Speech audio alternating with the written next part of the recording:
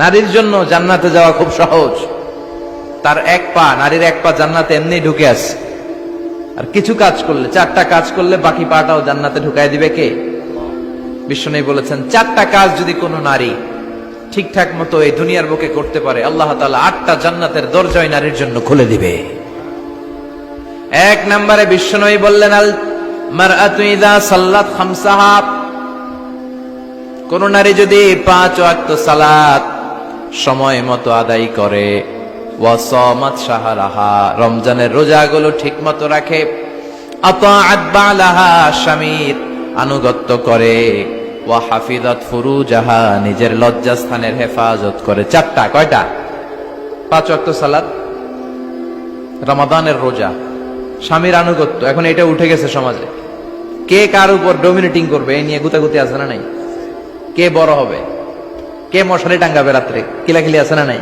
হাজবেন্ডকে তুই টাঙ্গা, স্ত্রী কয় আমনে টাঙ্গান, আছে না নাই? আনুগত্য নাই, ছোট্ট খাট্ট বিষয় নিয়ে কিলাকিলি। এজন্যই ফ্যামিলির মধ্যে শান্তি নাই। আমার বোনেরা, এই যে মহিলা সমাবেশে আসছেন, যাদের বিয়ে হয়েছে, হাজবেন্ড পেয়েছেন, এই হাজবেন্ড আপনার হীরার টুকরা, এটা আপনার জান্নাত। বিশ্বনবী বলেছেন, আল্লাহ ছাড়া কারো পায়ের সামনে যদি সিজদা দেওয়া জায়েজ হতো, সবগুলো নারীকে বলতাম স্বামীর পায়ে সিজদায় লুটিয়ে পড়ো। আল্লাহ ছাড়া যেহেতু কারোর সামনে সিজদা দেয়া যায় না, তাই আমি এটা বলি না। যদি জায়েজ হতো, সব নারীকে বলতাম স্বামীর পায়ে লুটিয়ে পড়ো, স্বামী তোমার জান্নাত। 5 ওয়াক্ত সালাত পড়বেন, রমাদানের রোজা রাখবেন, স্বামীর আনুগত্য করবেন, নিজের লজ্জাস্থানের হেফাজত করবেন, নিজের সতীত্ব, নিজের সম্মানের হেফাজত করবেন। এই 4টা কাজ যদি কোনো নারী দুনিয়ার বুকে করতে পারে, তার জন্য 8টা জান্নাতের দরজা খুলে দিবে কে? আল্লাহ। এজন্য বোনেরা, আপনাদের জন্য ইসলাম পালন করা সহজ। আপনারা হচ্ছেন অনেক বড় একটা ইনস্টিটিউশন, কারণ আপনার ছেলে মেয়েদের প্রথম শিক্ষা প্রতিষ্ঠান আপনি নিজেই, তাই না? যারা সিলেটের ছেলে পেরে, এরা সিলেটি ভাষা পারে কেমনে? এর মার কাছ থেকে শিখে। ঢাকায় পোলা পান্ডা ঢাকায় কয় কেমতে? ঢাকার মায়ের কাছে শিখে। নোয়াখালীর ছেলেরা নোয়াখালী হয় কেমনে? ছোটবেলা থেকে মা বলে নোয়াখালী, পানির কয় হানি, পান রে কয় হান, তো ছোট বাচ্চা এটাই শিখে। আমেরিকান ছোট ছোট বাচ্চা ইংরেজি পারে কেমনে? ওর মা থেকে শিখে। তাহলে মা প্রথম শিক্ষা প্রতিষ্ঠান নয়? মা হচ্ছে the first institution for every child. পৃথিবীর সব মানব শিশুর জন্য মা হচ্ছে প্রথম শিক্ষা প্রতিষ্ঠান। এজন্য আমি বলি, বাপ ভালো তার বেটা ভালো তাই, মা ভালো তার ঝি, গাই ভালো তার দুধ ভালো রে, দুধ ভালো তার ঘি। বাপ যদি ভালো তো বেটা ভালো, মা ভালো তো ঝি ভালো, দুধ গাই ভালো তো দুধ ভালো, দুধ ভালো তো ঘি ভালো, তাই না? এই নারীদের পেট হচ্ছে খনি, তেলের খনি, গ্যাসের খনি, স্বর্ণের খনির চেয়ে আমি বলি এটা দামি খনি। এই নারী যদি হেজাব মেনটেন করে, কোরআন পড়ে, সুন্নাহ পড়ে, তাহলে এই নারীর পেট থেকে বড় বড় আল্লাহওয়ালা বেরোবে, দেশপ্রেমিক লোক বেরোবে, ভদ্র, সালেহ, শহীদ, নবী, সিদ্দিক এরা বেরিয়েছে, ঠিক কিনা? আর এই একই নারী যদি ইসলাম না মানে, স্বামীর আনুগত্য না করে, সালাত না পড়ে, কোরআন সুন্নাহ না মানে, তাহলে এই পেট থেকে বড় বড় ডাকাত, দুর্নীতিবাজ, দেশের সম্পদ যারা লুণ্ঠন করে, অন্যকে হত্যা করে, জুলুম নির্বিচারে করে, এরকম ডাকাত বেরোবে। এজন্য নারীরা সবচেয়ে বড় সম্পদ। বিশ্বনবী বলেছেন, দুনিয়া কুল্লুহা মাতা ওয়া খায়রু মাতা'আদ দুনিয়া আল মারআতু সালিহা। এই দুনিয়ার সব কিছু হচ্ছে সম্পদ, আর এই সব সম্পদের মধ্যে সবচেয়ে দামি সম্পদ হচ্ছে নেককার নারীরা। তার মানে এই জুরিতে যা তোমরা দেখো সব সম্পদ, আর এই সব সম্পদের মধ্যে দামি সম্পদ এই প্যান্ডেলের ভিতরে যারা আছে, এরা নেককার না? নেককার না হলে ওয়াজ শুনতে আসতো? এই প্যান্ডেলের ভিতরে যে বোনেরা, এরা পৃথিবীর সবচেয়ে দামি সম্পদ। এজন্য নিজেকে চিনেন, নো দাই সেলফ। আপনারা যে কতটা দামি, আপনারা যে কতটা সম্ভাবনাময়ী, এটা একটু বুঝবার চেষ্টা করেন। আবার বিশ্বনবী নারীদেরকে অনেক বিষয়ে সতর্ক করেছেন যে খবরদার এগুলো করো না। নারীদেরকে টাইট ফিটিং জামা পরতে নিষেধ করেছেন। আল কাসিয়াত, আল আরিয়াত, আল মাইলাত, আল মুমিলাত। কিছু কিছু বোনেরা এমন টাইট বোরকা পরে, তার দেহের সব উঁচু নিচু ভাঁজ টের পাওয়া যায়, পুরুষরা আরো বেশি আকৃষ্ট হয়। এই বোনদের ব্যাপারে আমি বলি, বিশ্বনবী বলেছেন, লা ইয়াদখুলনাল জান্নাতা ওয়া লা ইয়াজিদনা রিহাহা। তারা জান্নাতে তো ঢুকবেই না, জান্নাতের ঘ্রাণও এদের নাকে লাগবে না। এখান থেকে জান্নাতে পৌঁছতে আরো 500 বছরের রাস্তা, এত দূরে থাকতেই জান্নাতের ঘ্রাণ আপনার নাকে এসে ধাক্কা দিবে, তারপর ওই নারীরা জান্নাতে ঢুকতে পারবে না। টাইট ফিটিং জামা আছে না নাই? এখন বোরকার মধ্যে অনেক ডিজাইন, ইদানিং এদিকে কিছু ডিজাইন করে পরে, এদিকে করো না, এদিকে করো না, এদিকে করো না, 4টা গম্বুজ বানায় এই জায়গায়, আছে না নাই? এগুলো করে, তো এগুলো করলে তার পর্দার চেয়ে তার সৌন্দর্যের প্রকাশ আরো বেশি হয়ে যায়। এরপরে বিশ্বনবী নিষেধ করেছেন ঝাঁঝালো পারফিউম দিয়ে বেরোতে নিষেধ করেছেন। আমার বোনেরা, নিজেদেরকে ক্লিন রাখবেন, পরিচ্ছন্ন রাখবেন অলওয়েজ। আপনি গায়ে ডিওডোরেন্ট, দুর্গন্ধনাশক পারফিউম দিতে পারেন, তবে সেটা জামার ভেতরে, বাইরে যেন প্রকাশ না পায়। অনেক মহিলা সেজে গুজে বোরকাটা পরে বোরকার উপরে মারে 2টা, আছে না নাই? এই ঝাঁঝালো গন্ধ আশেপাশের যতগুলো পুরুষের নাকে যাবে আপনার প্রতি আকৃষ্ট হবে।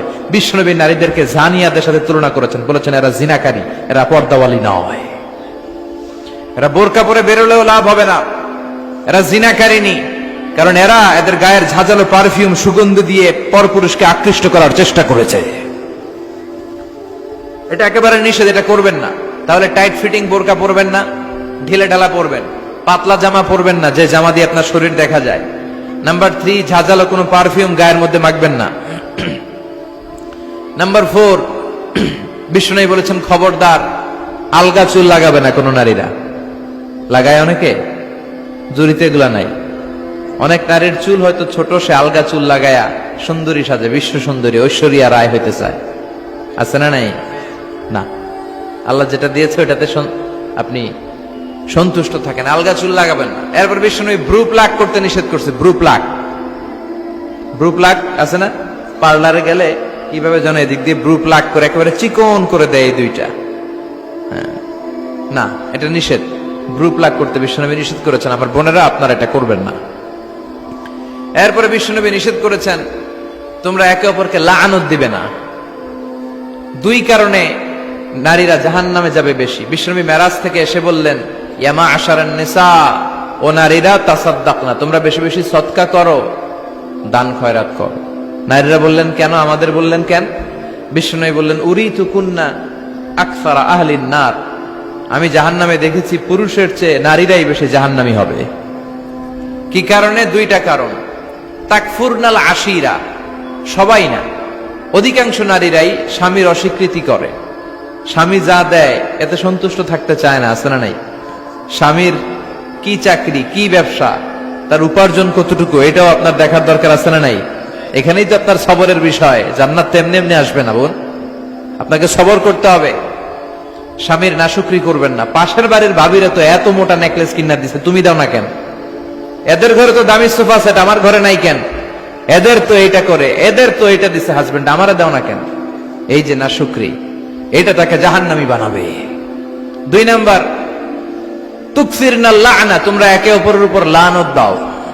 নারীরা রেগে গেলেই একজন আরেকজনের লানত দেয়। হেতুর উপরে আল্লাহর ঠেড়া হইতো, হেতুর উপরে আল্লাহর গজব হইতো, মানে তার উপর আল্লাহর গজব পড়ুক। এভাবে ঝগড়া লাগলে এক মহিলা আরেক মহিলাকে লানত দেয়। জুরির বোনেরা অবশ্য এগুলো দেয়টাই না,